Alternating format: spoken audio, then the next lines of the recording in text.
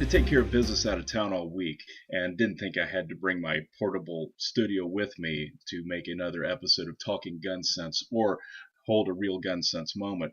But in the time in between, I came across a few things that I will feature on some shows in the near future. But the last day, a friend posted something interesting on Facebook that I thought I would use to demonstrate something that is dear to us gun owners, and that is gun safety. The picture in question my friend put up was of an off-duty, quote-unquote, IDF soldier, which, as you know, means something a little different to them than to most of us who have never known what it's like to be in a country surrounded by very hostile neighbors and for whom incursions can happen at any moment. Now, we guys have drooled over such pictures before of Israeli women soldiers doing whatever 20-something women do elsewhere, going shopping, going to the beach, enjoying a day at the park. They're just armed while they do it. But getting back to my friend's picture, being the gun geek I am, I noticed a couple of things about this lady's hardware that some probably didn't notice, but really show the commitment to gun safety that the IDF has. I noticed a chamber flag and an interesting device inserted into the mag well that keeps a loaded magazine on hand, not just loaded into the well itself. This weapon is quadruply safe. Now here's what I mean, and I'm going to demonstrate it with my own AR-15, for which I have 3 of those 4 safety features. Now, obviously, the first safety is the one between your ears, and it is supposed to govern the location and manipulation of an important piece of equipment among us gunners, known affectionately as the booger hook. The booger hook is supposed to stay away from the bang switch outside the trigger guard until you're ready to go.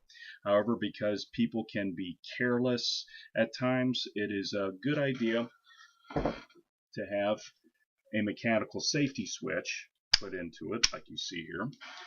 But also a third layer of safety can be introduced called a chamber flag. Now, the chamber flag operates on the well-known physical principle that 2 objects cannot occupy the same space at the same time, and the space that a chamber flag is supposed to occupy, obviously, is the weapon's chamber. Set it inside so, and it signifies that the chamber is clear, but it also prevents any other cartridges from being loaded up through the well.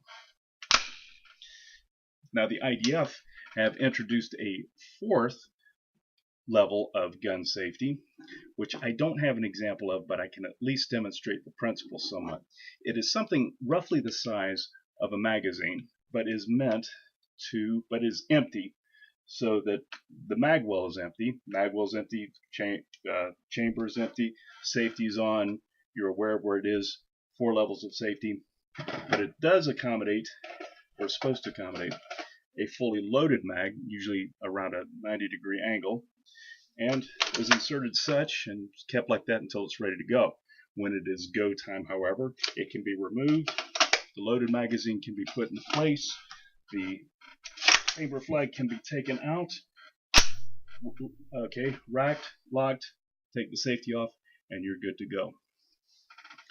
All hopefully in under about 5 seconds. What all of this is supposed to say is that we who live around guns understand what they're capable of and do take measures to make sure they don't go bang when we don't want them to. Homophobes don't seem to understand this, preferring rather to caricaturize us as a bunch of careless hicks. But even if they use the bloated numbers that they prefer to use, they ignore the larger picture that the overwhelming majority of us gun owners do take safety seriously and are the reason that gun-related accidents are really very uncommon despite the high rate of gun ownership in this country.